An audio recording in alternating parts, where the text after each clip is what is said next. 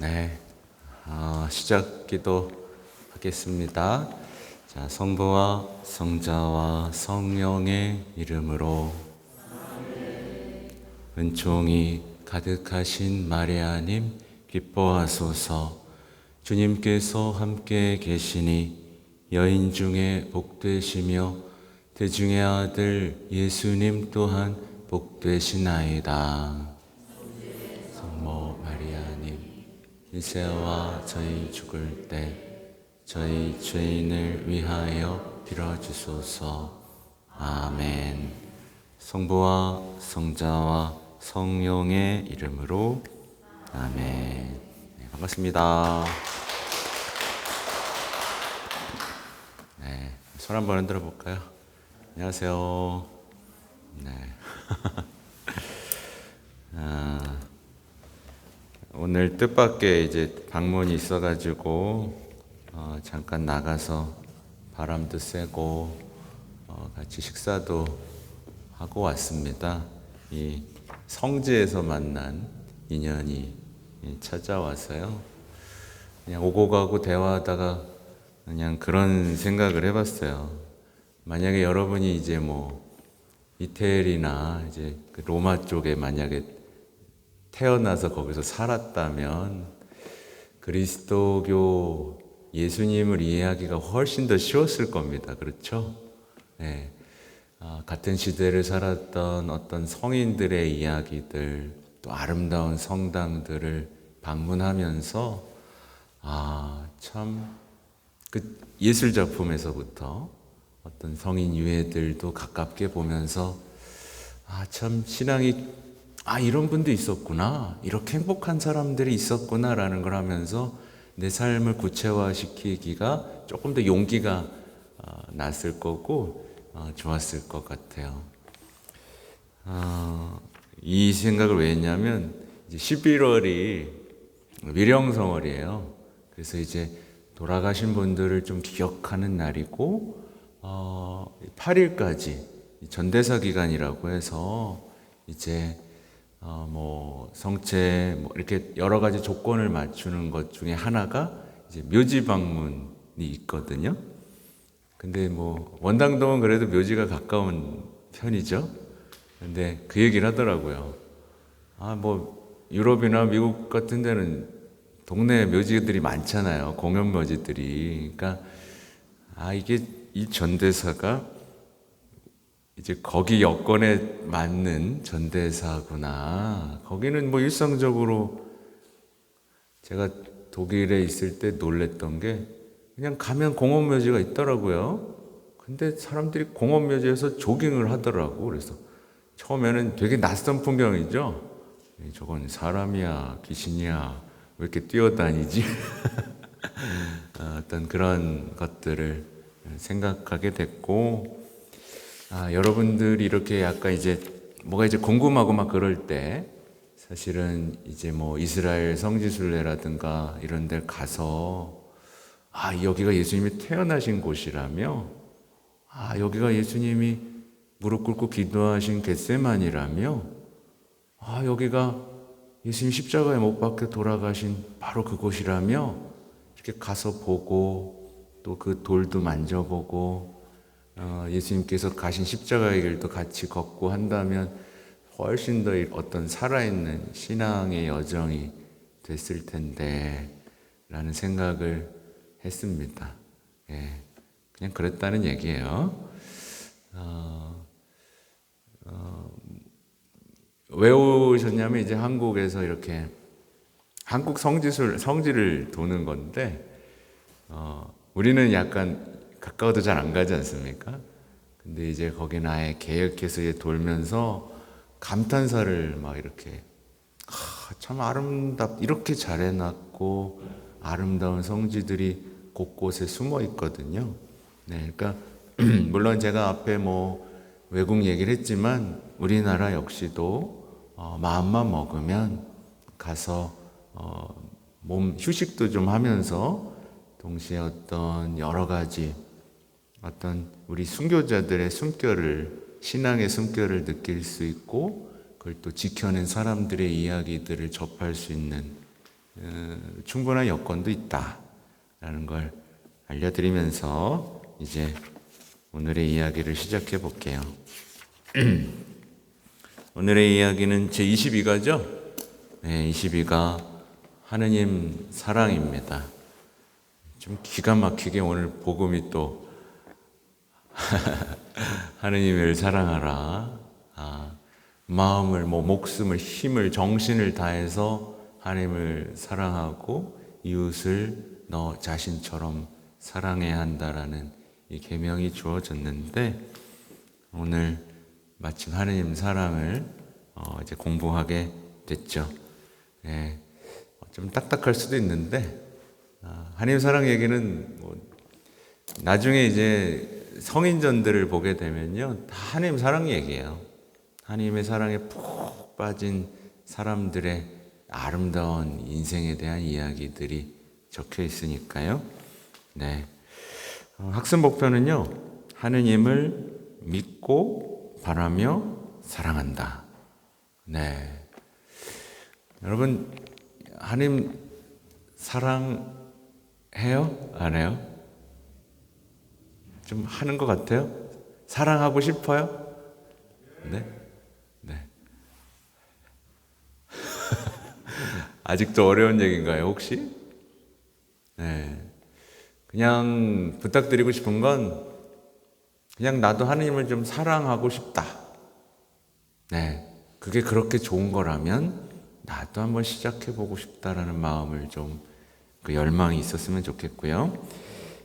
지금 학습목표 3개는요, 10계명을 말하는 거예요. 그러니까 두 번째는 하나님의 이름으로 헛된 맹세나 거짓 약속을 하지 않는다. 그리고 세 번째는 주일의 뜻을 알고 거룩하게 지킨다. 이게 학습 목표인데, 참 신부로서 이렇게 이런 얘기를 하면 왠지 신자들의 어떤 느낌이 옵니다. 뭐야, 이게 이렇게 하지 말라는 것도 많고 지켜야 되는 것도 많고. 그런데 제가 늘 여러분에게 지금 막 시작하고 있잖아요. 제가 늘 반복하는 얘기가 뭐예요? 신앙은 하나님과 나누는 사랑과 우정의 얘기다 라고 말씀드린 바 있죠?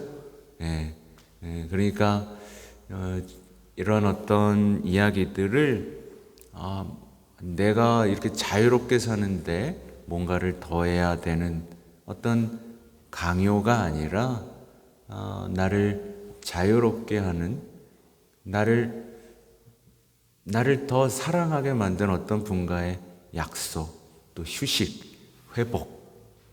사랑하는 사람이랑 같이 있으면 그냥 좋고 마음도 회복되지 않습니까? 그렇죠? 다들 왜 이렇게 지쳐있지? 나도 지쳐. 그래요. 해보죠. 자, 읽어보죠.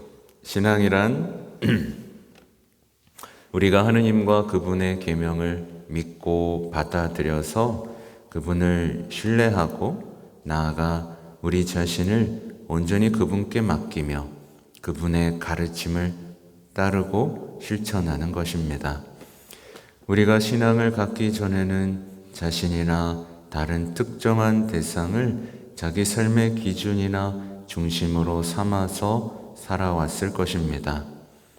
그러나 신앙을 받아들임으로써 우리 생활의 중심에는 하느님과 그분의 가르침이 자리 잡게 됩니다.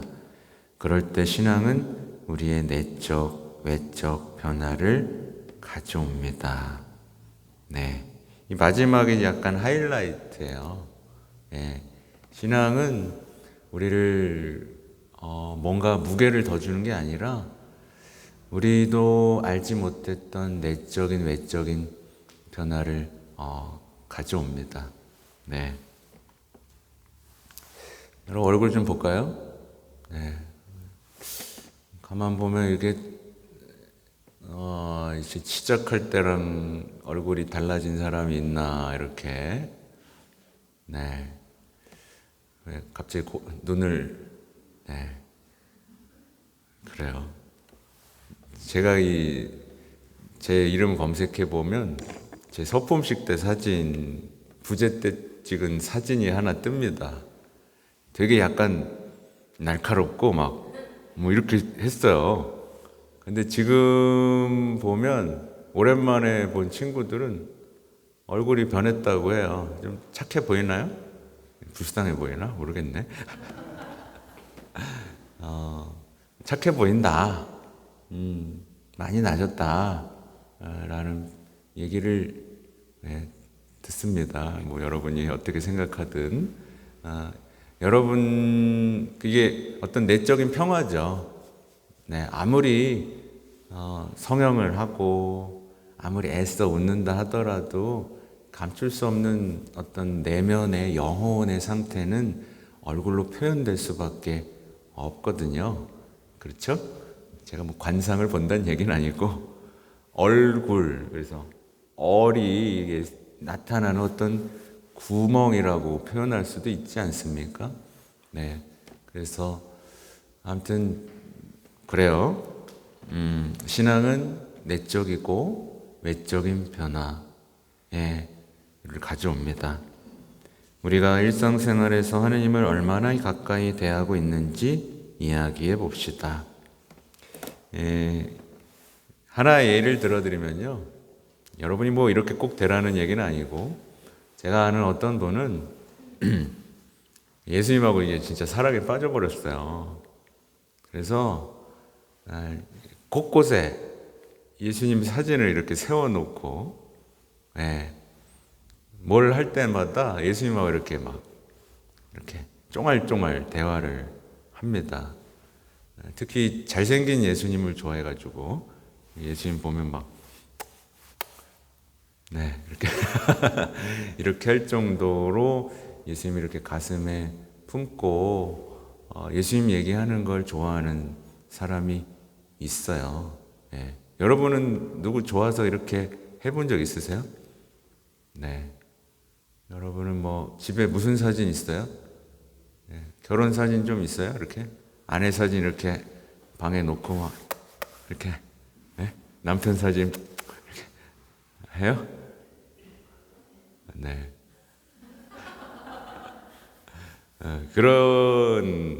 그 정도는 좀 돼야지 않겠습니까? 그죠? 네. 뭐 아무튼 보죠. 오늘 들어봅시다의 하느님 말씀은 탈출기 20장 2절에서 10절입니다. 나는 너를 이집트 땅 종살이 하던 집에서 이끌어낸 주 너의 하느님이다.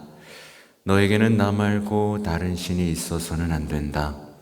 너는 위로 하늘에 있는 것이든 아래로 땅 위에 있는 것이든 땅 아래로 물속에 있는 것이든 그 모습을 본뜬 어떤 신상도 만들어서는 안 된다. 주 너의 하느님의 이름을 부당하게 불러서는 안 된다. 주님은 자기 이름을 부당하게 부르는 자를 벌하지 않은 채 내버려 두지 않는다. 안식일을 기억하여 거룩하게 지켜라. 엿새 동안 일하면서 내 할 일을 다 하여라. 그러나 이렛날은 주 너의 하느님을 위한 안식일이다. 주님의 말씀입니다. 하느님 감사합니다. 이런 얘기가 이제 탈출기에서 기록되어 있습니다. 그럼 한번 볼까요? 풀어보겠습니다. 나는 주 너의 하느님입니다. 하느님이다. 이렇게 나오죠. 하느님께서는 모세를 통하여 이스라엘과 계약을 맺으시고 십계명을 주시기에 앞서 나는 너를 이집트 땅 종살이하던 집에서 이끌어낸 주 너의 하느님이다 하고 말씀하셨습니다. 네. 근데 이렇게 하면 막 탈출기 읽어보고 싶지 않아요? 그 정도 열정이 좀 있어야 돼요. 얼마 안 남았기 때문에 이 정도 읽으면 이제 탈출기가 뭐야? 하면서 이렇게 뒤적뒤적거리면서 앞뒤 얘기를 찾아보는 열정이 좀 필요해요. 이걸 다 제가 뭐 구약의 역사를 갑자기 다 근데 대충 기억나죠? 예, 구약 제가 한번 성경 하느님 말씀에 대한 얘기할 때 간단하게 짚고 넘어갔습니다. 이 말씀으로 하느님께서는 인간을 얼마나 사랑하시고 돌보아 주시는지를 일깨워 주셨습니다. 예, 실제로 이제 구약 성경을 보면요, 하느님이 우리 인간을 얼마나 사랑하시는지에 대한 이야기들이 가득해요. 그리고 그 사랑이 드러난 게 이제 우리 예수님의 십자가죠. 예. 아무튼 이 구약의 이야기에서부터 신약에 이어지기까지의 사랑 얘기들 여러분 기억하시면 좋겠고, 여러분 근데 뭐 갑자기 다른 얘기지만 여러분 그래도 이제 예비자 교리하고 성당에 나온 지 꽤 됐잖아요. 예. 여러분 하나님이 여러분 사랑한다는 걸 조금 느껴요? 사랑받고 있다라는 걸 좀 느껴요? 자, 못 느끼는 것 같고, 그럼 제가 여러분을 사랑한다는 걸 좀 느낍니까? 그것도 못 느끼는 것 같고, 에, 제가 아까 11시 미사 끝나면서 이런 얘기를 하려다 말았거든요. 신자들이 하나님 사랑도 이제 못 느끼고, 이제 저 같은 경우도 신자들을 사랑하는 마음으로 이것저것 이제 준비하고 그냥 너무 많이 해서 머리도 빠지고 잠도 못 자고 살도 빠지고 이 정도로 이렇게 하고 있는데 사랑받고 있다는 걸 못 느끼더라고요. 자신들이 얼마나 큰 사랑의 빛에 노출됐는지 못 느끼더라고요. 물론 이제 돈보스코 성인은 사랑받는다는 걸 느낄 때까지 사랑해줘야 된다라고 말씀하시기도 했거든요. 근데 이제 사랑을, 그리고 여기 이제 우리 선생님들도 이렇게 계속 또 연락도 하고, 그게 다 사랑해서 하시는 거거든요. 연락하고 나오세요 라고 하는 게 사랑 안에 좀 머물 수 있는 마음으로 하는 거거든요. 이 사랑이 여러분의 인생을 바꿀 수 있기 때문에, 여러분 되게 쉽다 그랬잖아요. 마음만 열면 인생은 바뀌는데 그 과정을 겪는 거거든요. 아무튼 뭐 지나가는 얘기였습니다. 이스라엘은 이집트 탈출이라는 역사적 체험으로 하느님께서 인간의 삶 전체를 지배하시고 이끄심을 깨달았고 하느님을 무한히 신뢰하게 되었습니다. 그래서 하느님을 사랑하고 그분의 말씀을 따르는 삶을 살면서 하느님께 감사의 응답을 드리는 것입니다. 십계명은 인간의 자유를 제한하고 구속하는 법이 아니라 인간이 하느님의 사랑과 은혜를 계속 받을 수 있게 해주는, 곧 인간에게 진정한 해방과 자유를 주는 법입니다. 이제 그래 계속 제가 잠깐 왜 멈췄냐면 여러분 십계명 다시 한번 볼까요? 십계명을 한번 먼저 보고 몇 쪽이냐?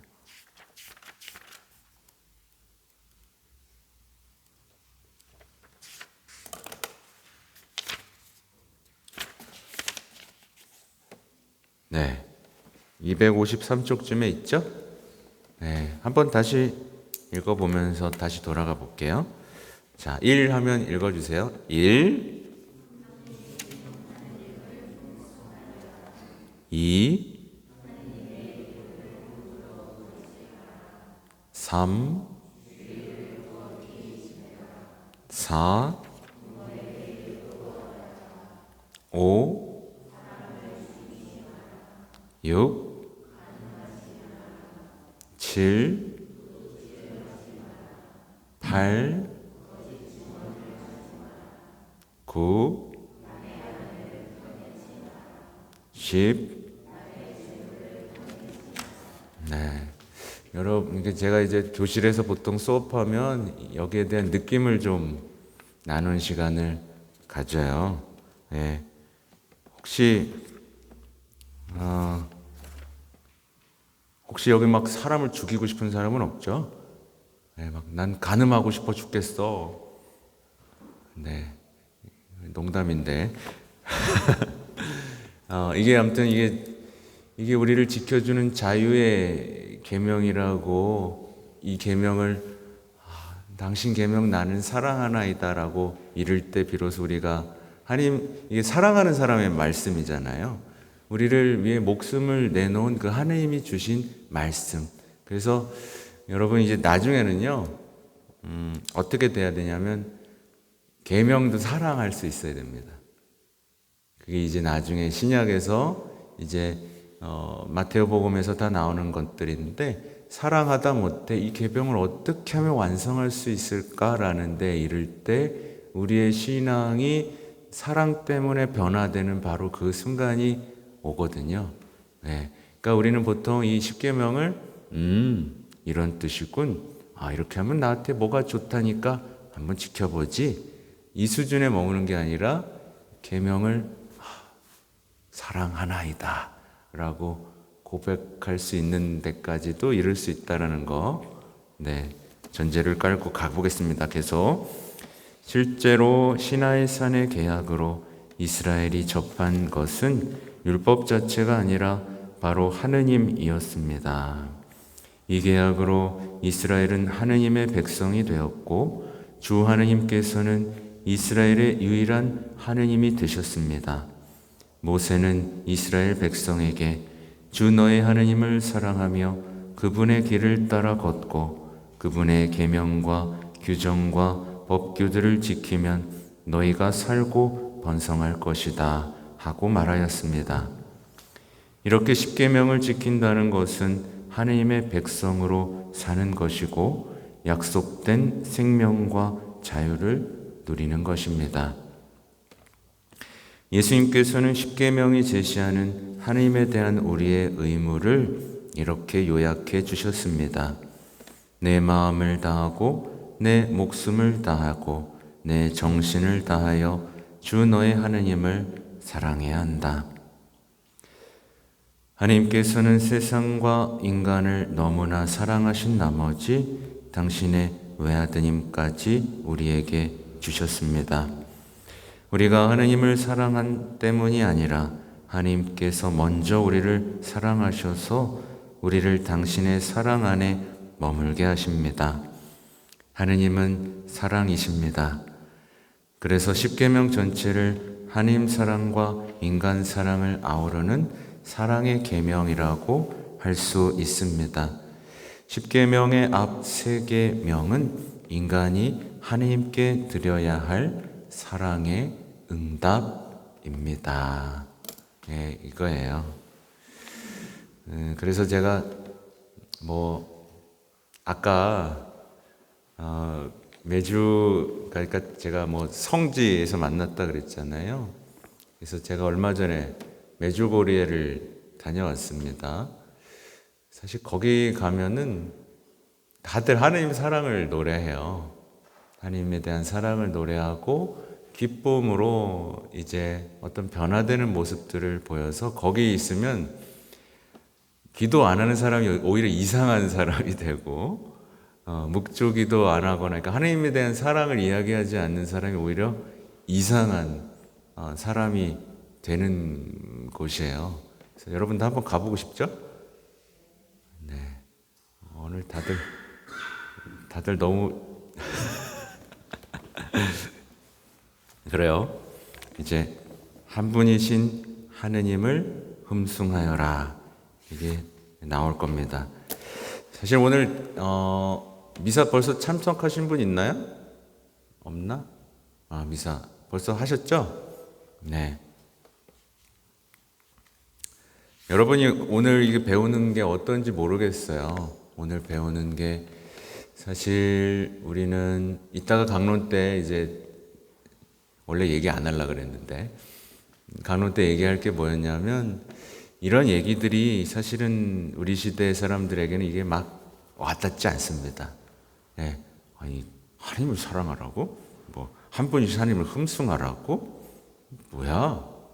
왜냐하면 우리가 뭐에 익숙하냐면 자신을 사랑하는 삶에 너무 익숙하기 때문에 자신을 사랑하는 것과 내 옆에 있는 이제 뭐 배우자를 사랑하고 자녀를 사랑하는 거에 대해서는 익숙한데 하나님을 사랑하는 얘기를 하면 그게 뭐지?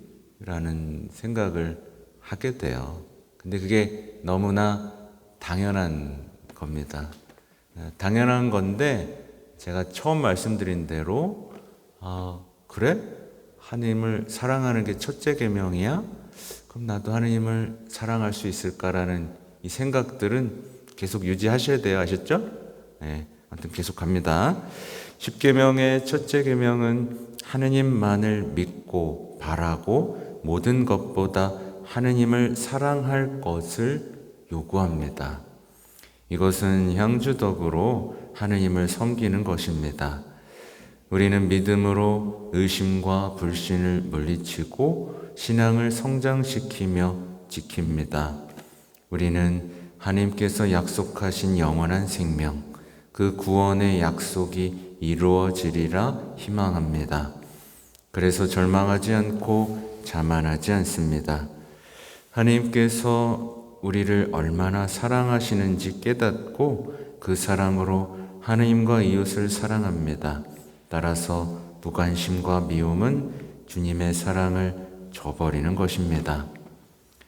하느님을 섬기는 일은 흠숭과 예배로 이루어집니다. 하나님에 대한 흠숭은 그분을 나의 창조주요 구세주로 주님이시며 모든 것의 주인으로 사랑과 자비가 무한하신 분으로 인정하는 것입니다. 그리고 하느님을 인격적으로 알아보시는 것입니다. 흠숭의 표현은 예배입니다. 예배는 기도, 희생제사, 약속, 서원 등으로 이루어지는데 외적인 이 예배와 함께 우리의 삶으로 흠숭하게 됩니다. 그냥 이제 미사를 얘기하면 돼요. 예. 여러분 미사하면 어때요? 예. 어떤 사람은 미사 안에서 굉장한 행복과 삶의 충전을 이제 느끼기도 하는데 어떤 사람은 미사 중에 벌써부터 좀 지루한 감이 있을 때가 있어요. 근데 여러분에게 부탁드리는 건 제가 오늘 강론 때도 말씀드렸었는데 미사 오기 전에 말씀 읽는 거 잊지 마세요. 아셨죠? 말씀 읽고 또 읽고 이해 안 될 거지만 읽고 또 읽고 화답송에 이런 내용이 있구나. 복음 환호성에 이런 내용이 있어서 복음에 이런 내용이 있구나. 근데 이게 무슨 뜻일까? 신부님이 어떤 말씀에 집중해서 어떻게 해설해 줄까? 이런 것들에 대한 궁금증을 갖고 와야 미사가 그래도 말씀의 잔치 안에서 열매를 맺고요. 그렇습니다. 아무튼 첫째 계명 다시 돌아갈게요. 첫째 계명은 미신을 금합니다. 우상 숭배, 점, 마술 등과 같은 미신은 우리가 참 하느님께 드려야 할 예배에서 벗어나는 것입니다. 우상 숭배는 하느님이 아닌 것을 믿고 공경하는 것입니다. 잡신, 마귀, 권력, 쾌락, 인종, 조상, 국가, 재물 등이 우상 숭배 대상이 될 수 있습니다. 예수님께서는 너희는 자신과 재물을 함께 섬길 수 없다라고 말씀하셨습니다. 이 세상 그 무엇도 하나님처럼 섬겨서는 안 됩니다. 오히려 하나님을 섬기고자 그 모든 것을 다스릴 수 있어야 합니다. 오늘 내용 되게 좀 재미없죠? 저도 알고 있는데 그냥 우선 읽는 거예요. 근데 그래요. 계속 가보죠. 자, 이게 조금 저는 좀 이게 이제 리뉴얼 돼야 된다고 생각을 해요. 왜냐하면 이게 너무나 당연한 교리고 사실은 사람들이 이제 금방 받아들일 수 있는 교리였는데 이제는 조금 이게 딱딱하고 어려운 감이 없지 않거든요. 근데 우리 아무튼 그대로 가볼게요. 자, 하느님의 이름을 함부로 부르지 마라. 이름은 한 인격체의 본성과 특성뿐만 아니라 그에 대한 기대와 소망을 나타냅니다. 구약시대 하나님께서는 모세를 통하여 당신의 이름을 알려주셨고 예언자들과 사제들은 주 하느님의 이름으로 그분의 뜻을 전하고 백성을 축복하였습니다. 신약시대의 사도들은 예수님의 이름으로 마귀를 쫓아내고 성부와 성자와 성령의 이름으로 세례를 주었습니다. 하느님의 이름으로 행하는 일은 우리가 아닌 하느님께서 하시는 일입니다. 이렇게 나오죠? 예. 이름을 함부로 부르지 마라에 대한, 그러니까 요럴 땐 음악을 좀 하나 틀어드리면, 그러니까 이 개신교의 이제 성가들을 들어보면 이 예수님 이름에 대한 어떤 위력, 어떤 그런 노래들이, 감미로운 노래들이 꽤 많이 있어요. 이 이름은 그래서 이제 당신의 이름을 알려주셨는데 이제 나는 있는 나다 뭐 이렇게 말씀을 해주셨거든요. 그러니까 이스라엘 사람들은 하나님의 이름을 함부로 부르지 못했어요. 그리고 제가 만약에 여러분 이름을 함부로 부르면 어때요? 제가 함부로 부르면 좋아요? 어떡하지? 그러니까 누군가 예를 들면 뭐 이런 거죠. 요즘 이제 AI 시대가 발전하면서 누군가 내 목소리로 이상한 얘기를 한다거나 합성해서, 그죠? 내 얼굴을 가지고, 그죠? 뭔가 이상한 영상이나 어떤 내가 하지도 않은 어떤 것들을 할 때 굉장히 모욕감을 느끼잖아요. 그죠? 마찬가지인 거예요. 하느님의 이름은 우리가 소중히 여겨야 되고 아름답게 지켜드려야 할 이름인 거죠. 그래서 십계명의 둘째 계명은 하느님의 이름을 존경할 것을 명합니다. 하느님의 거룩한 이름은 우리의 청원과 그분에 대한 찬미와 영광으로 존경받습니다. 그렇지 못할 때 우리는 둘째 계명을 직접 거스르게 됩니다. 하느님을 나쁘게 말하고 그분에 대하여 불경스러운 말을 하며 하느님의 이름을 함부로 부르는 것 등입니다. 만일 우리의 생각과 행동을 정당화하거나 남을 판단하고 비난하는데 하느님의 이름을 끌어들인다면 이는 하느님을 소유하거나 자신의 틀에 가두는 큰 잘못을 범하는 것입니다. 자신의 이익과 욕심 때문에 하느님의 이름을 불러서도 안 되고 죄를 은폐하려고 내세워도 안 됩니다. 그리스도인으로서 하느님의 이름으로 남에게 한 약속은 하느님의 명예와 성실, 진실과 권위를 내세우는 것입니다. 따라서 하느님의 이름으로 맹세하고 약속하는 것은 꼭 지켜야 합니다.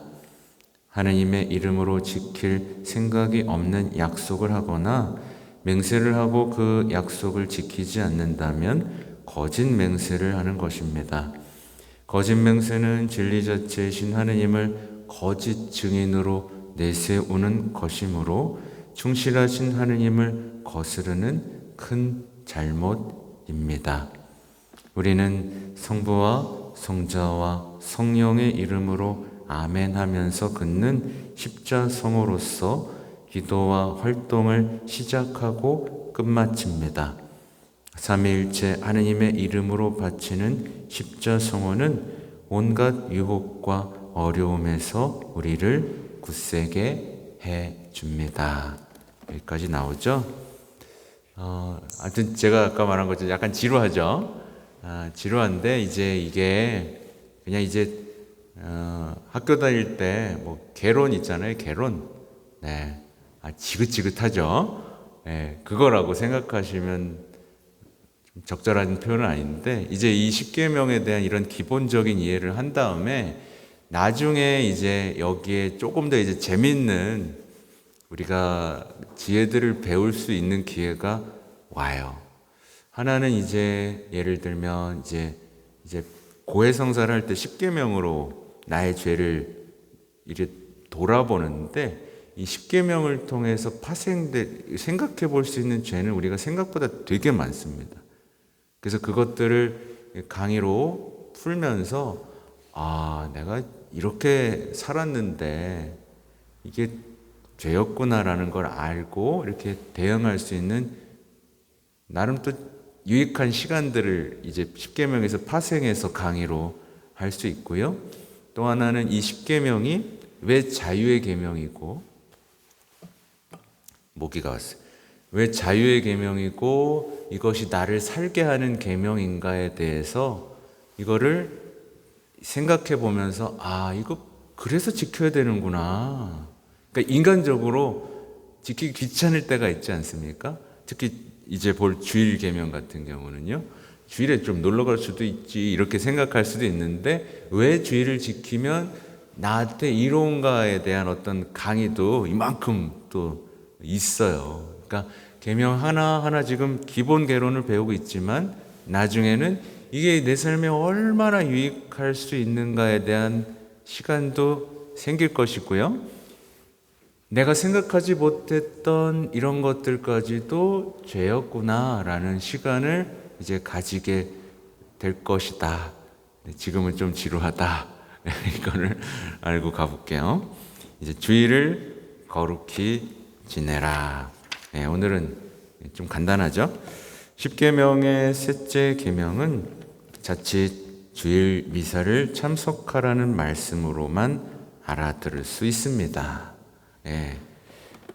그렇지만 셋째 계명은 주일 미사뿐 아니라 주일 하루를 거룩하게 지낼 것을 명합니다. 그렇죠? 그러니까 오늘 같은 날은 그러니까 주일이 무슨 뜻인지 아시죠? 이제 알죠? 자, 아는 사람? 주님의 날, 주님의 날이에요. 이날은 주님의 날인 거예요. 그러니까 이날만큼은 주님을 위해서, 주님과 사랑을 나누기 위해서, 주님과 함께 시간을 보내기 위해서, 주님이 나에게 하고자 하신 일들을 못했던 일들을 완성하기 위해서. 그래서 쉬어야 되고 사랑해야 되고 비워놔야 됩니다. 여기 뒤에 이제 나오겠지만 하나님께서 세상을 창조하시고 쉬셨어요. 쉬셨어요. 그래서 우리 역시 쉬는 거고 예전에 이걸 바꾸려는 시도가 있었습니다. 요즘에도 약간 바꾸려는 시도가 있죠. 월, 화, 수, 목, 일, 이런 식으로 바꾸려는 시도가 있죠. 그렇죠?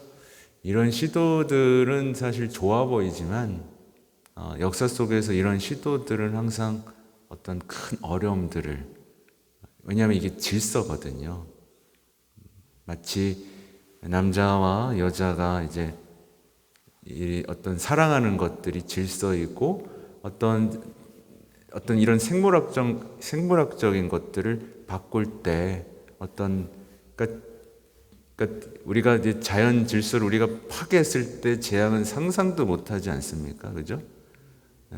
이런 날짜 이런 거에도 하나님의 질서가 있어서 이런 것들을 내 삶에 적용하고 지킬 때, 그래서 이제 보면 개신교 사람들 같은 경우에 사실 주일이 돈 제일 많이 버는 날이잖아요. 근데 주일에 문 닫는 데 많죠, 그죠? 이게 이 계명을 지키기 위한 노력이고, 제가 한번 말씀드렸나? 이 유다인들은 이제 안식일 지키려고 그 전날에 음식을 다 해놔요. 음식을 다 해놓고 심지어 이걸 데피는 것도 자동으로 다 막 이렇게 해놓고, 이스라엘 그 엘리베이터 얘기 들어보셨죠? 엘리베이터 딱 타면 안식일에는요, 이 누르는 것도 일하는 거라고 생각해가지고 안식일 버전이 딱 따로 있어요. 안식일 버전에는 엘리베이터가 계속 층마다 계속 씁니다. 띵띵띵 안 눌러.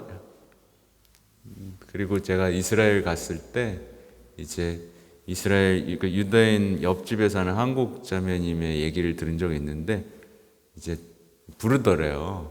그래서 왜 그러냐 그랬더니, 저기 뭐야, 가스레인지 불 좀 켜줘. 그러니까 지켜야 되는 거예요. 지켜야 되는 거예요. 그러니까 그런 거예요. 그러니까 이렇게 보면, 어떻게 보면 되게 우습죠. 우습지만 저는 오히려 이 시대에는 그런 우스꽝스러운 철저함이, 오히려 우리가 우습게 보잖아요. 이런 것들을 뭐 지켜야 될 것들을 다 우습게 보는데, 그토록 철저하게 지키는 그 민족의 정체성이 때때로는 대단하다고 박수치고 싶을 때가 있어요. 예. 우리는 뭐 그리스도인이라면 정말 어떤 이 계명, 여기에 대한 정체성이 있어야 되는데, 에이 뭐 남들 놀러 가는데 놀러 가고 막 이렇게 흐리멍텅해지거든요. 하여튼 그렇다. 볼까요? 셋째 계명은 안식일의 거룩함을 일깨워 줍니다. 안식일은 하느님의 창조 업적과 당신 백성을 위한 구원 업적을 찬미하고 기리는 거룩한 날, 곧 주님의 날입니다. 이날은 하느님께서 세상을 창조하실 때 이른 날에 쉬셨듯이 사람들이 일상의 일을 멈추고 쉴 수 있도록 마련되었습니다. 그리스도인들은 토요일에 지내던 안식일을 일요일의 주일로 바꾸었습니다. 안식일 다음 날인 주간 첫날에 예수님께서 부활하셨기 때문입니다. 근데 이거 가지고 이제 막 돌리면서 사람들 꼬시는 사람들이 있어요. 제7 안식일 교회 가지고 이렇게 뭐가 틀렸는데 우리가 진짜라고 막 이렇게 나눠주는 책 받아본 적 있으세요? 네. 네, 아무튼 별게 다 있어요. 이날 그리스도의 부활과 더불어 새로운 창조가 시작되었고 안식일의 영적 의미가 완성되었습니다. 되게 어려운 얘기를 이렇게 짧게 써놨네. 그리스도인들에게 이 날은 모든 날 가운데 첫째 날, 모든 축일 가운데 첫째 주일, 주님의 날, 곧 주일이 되었습니다. 그래서 보면 이제 달력이 보통 두 가지 버전으로 나와요. 어떤 달력은 월, 화, 수, 목, 금, 토, 일 해갖고 저기 빨간색이 뒤쪽에 가 있고, 어떤 데는 일, 월, 화, 수, 목, 금, 토, 일, 월, 화, 수, 목, 금, 토 이렇게 돼 있어요. 그러니까 우리는 그리스도인들이니까 이제 일요일을 뭐라고 부르죠? 이제 네, 주일이라고 불러야 됩니다. 네, 세례 받고도 일요일엔 성당 가야지. 네, 일요일엔 일요일 하지 마시고 주일엔 성당 가야지 라고 하고, 또 하나는 뭐죠? 까먹었어.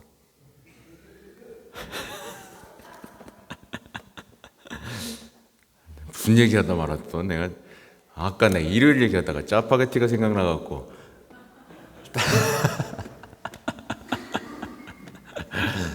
네. 에? 뭐 바몬드 카레도 있습니까? 네. 뭐 소고기 카레도 있습니까? 네. 이제 까먹었어. 아무튼 일요일, 그러니까 첫째 날인 거예요. 그래서 이번 주가 이제 30일 주일이 있잖아요. 30일 주간이 이제 시작이 된 거예요. 그러니까 여러분의 어떤 날짜, 어떤 그 시간의 개념도 이제 그리스도인에 맞춰서 바뀌어 갔으면 좋겠습니다. 그리고 뭐 이미 얘기했겠지만 미사 봤어? 라고 한다 안 한다? 그럼 뭐라고 한다? 네, 그렇죠. 옛날에 미사를 실제로 구경했다고 제가 얘기 드렸죠?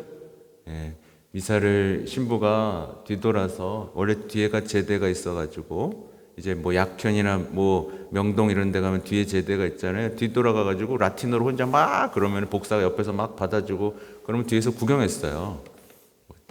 네, 저는 그 시대 사람은 아닌데 아무튼 구경을 했어요. 그러니까 미사 봤다라고 표현을 하기도 하고 그때 당시에는 제가 향 치는 거 보셨죠? 향 치는데 그때 당시에는 향을 어떻게 치고 어떻게 돌리라고 하는 것까지 책에 다 나와 있었어요. 그래서 이제 어른 신부님들 보면 확 돌리죠, 막 이쪽으로 돌리고 막 저쪽으로 돌리고 막 하죠. 본 적 있으세요? 네. 요즘에는 잘 없어요. 네. 막 이거 막 돌리고 막 저쪽으로 돌리고 막 그래요. 그게 그냥 한 게 아니고 책에 써 있었어요. 화살표 막 그려놓고. 그리고 얘기 나온 김에 재밌으니까 이제 이렇게 제가 들잖아요. 근데 저는 이렇게 드는데 어떤 신부님 보면 막 확 들죠. 왜 그러게요? 왜 그럴까요? 높이 들면 거룩하니까? 그럼 난 덜 거룩하네. 안 보여서 그런 거야, 안 보여서. 이렇게 있으니까 이렇게 해야 보일 거 아니야. 그죠? 내가 이렇게 하면 안 보이잖아요. 그죠? 이렇게 해서 보여주는 건데 이게 바뀌면서 똑같이 이것만 해도 보이잖아요. 이제 이렇게 할 필요가 없는데 하여튼 그런 것도 있습니다. 하여튼 이런 얘기하니까 안 좋아. 예. 사도시대부터 그리스도인들은 주님의 성찬례를 거행하며 주일을 경축하였습니다. 주일은 그리스도의 순환과 부활을 경축하는 날이기에 교회는 가장 중요한 의무축일로 지킵니다. 그래서 주일 미사는 교회 생활의 중심이 되고 우리는 주일마다 미사에 성실히 참여합니다. 네.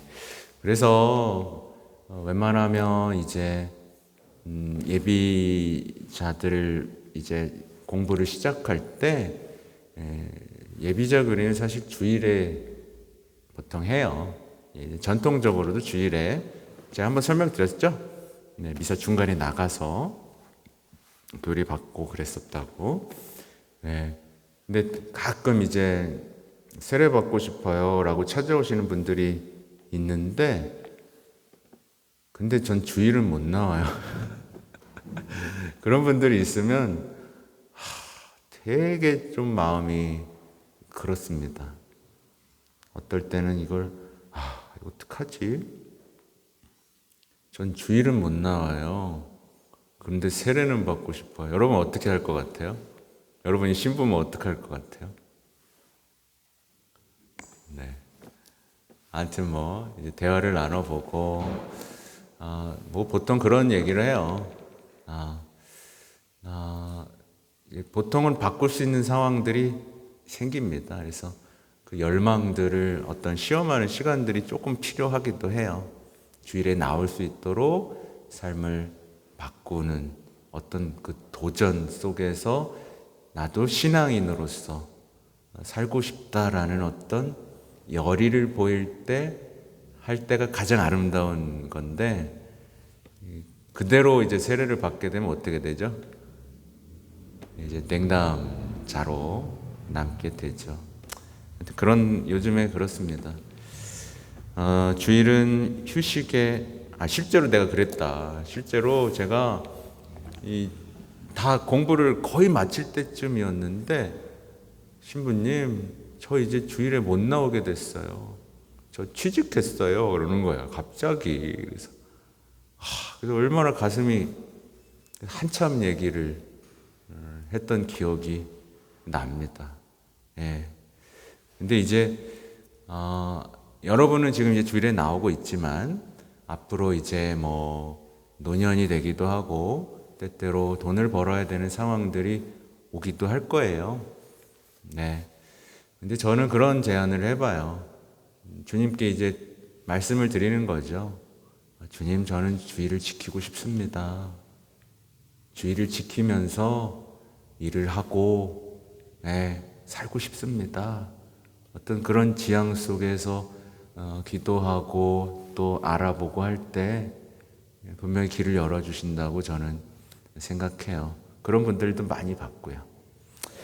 자, 주일은 휴식의 날입니다.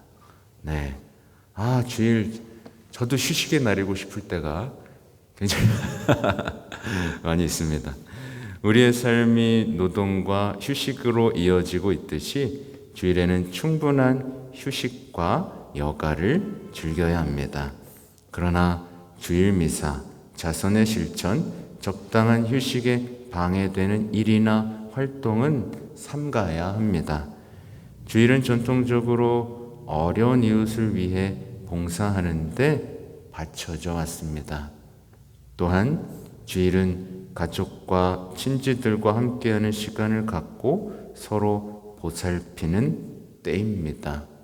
네, 사실 그런 생각도 해봐요. 주일이라도 가족들이 함께 모여 밥을 먹고 기도하고 말씀을 함께 읽은 다음 있었던 일주일 동안 얼마나 힘들었겠어요. 얼마나 많은 일이 있었을 것이고 힘겨운 일들이 있었겠어요. 그런 얘기들을 나눈다면 서로의 마음이 보듬어질 것이고 다시 시작할 수 있는 힘을 얻을 수 있었겠죠. 그죠? 네, 참 이 소중한 것들이 빼앗기고 있어요. 아무튼 그래서 이제 주일에 사목위원들하고 밥을 먹고 같이 기도를 합니다. 그래서 지금 신호도 모임이라고 써 있는 거 보셨죠? 네. 아무튼 그렇고 이 분위기들이 이제 교사들이나 많은 모임들이 이런 기도로 이어지고 있어요. 여러분들도 집에서 기도하시죠? 네. 자, 계속 볼게요. 비록 주일에 일을 해야만 하기에 충분한 여가가 없다면 기도와 정성으로 거룩하게 지내야 합니다.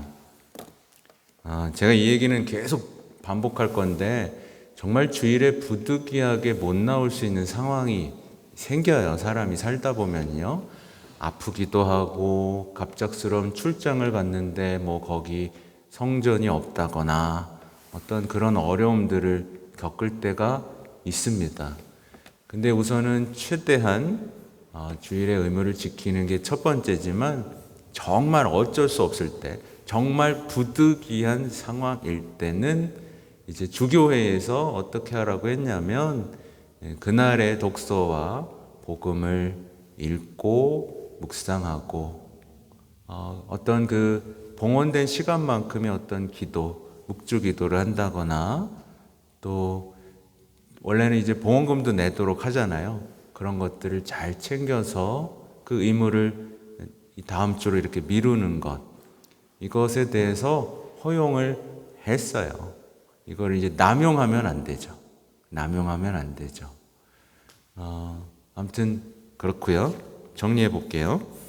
10계명의 앞 3계명은 하나님에 대한 인간의 마땅한 도리를 담고 있습니다.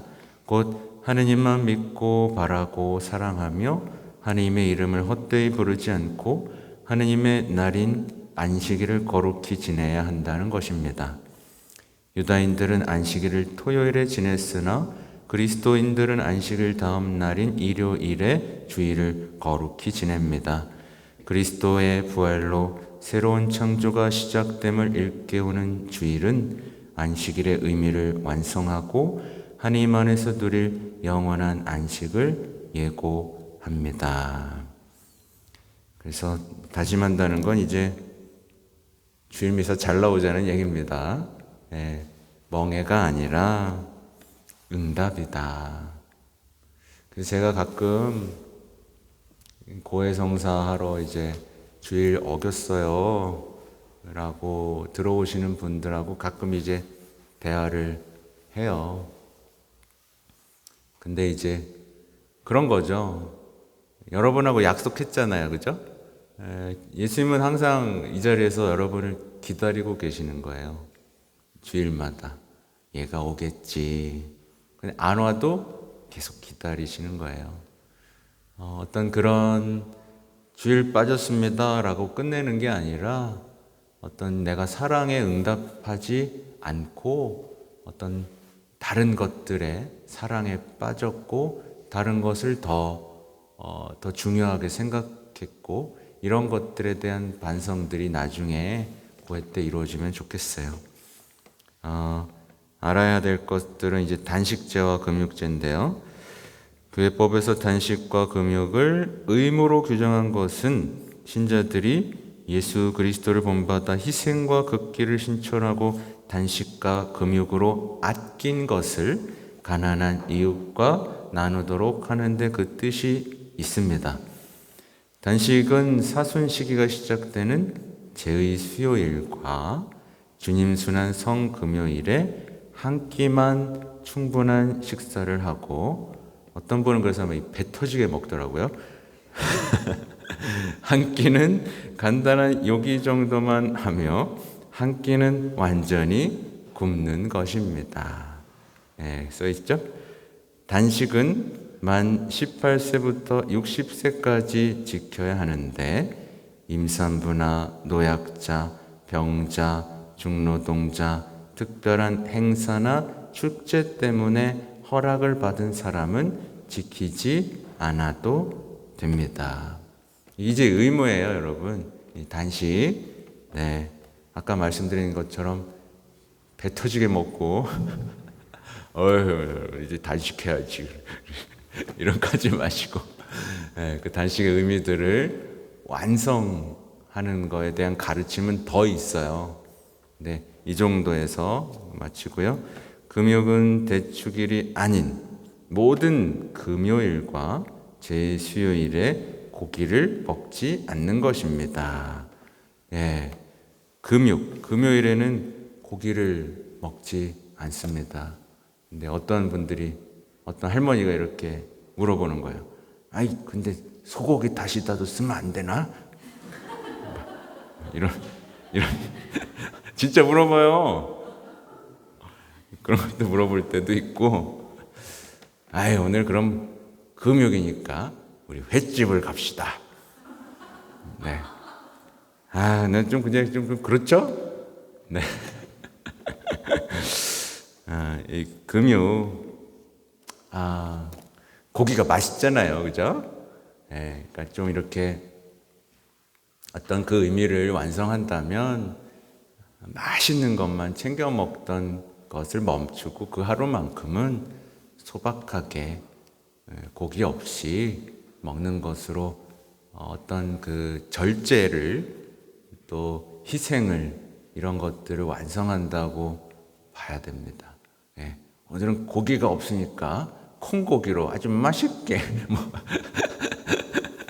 하여튼 그 의미를 완성하셔야 돼요. 이거를 지켜야 돼. 야, 고기 먹지 말랬어. 이런 식으로 하지 말고 완성해 나가면 좋겠어요.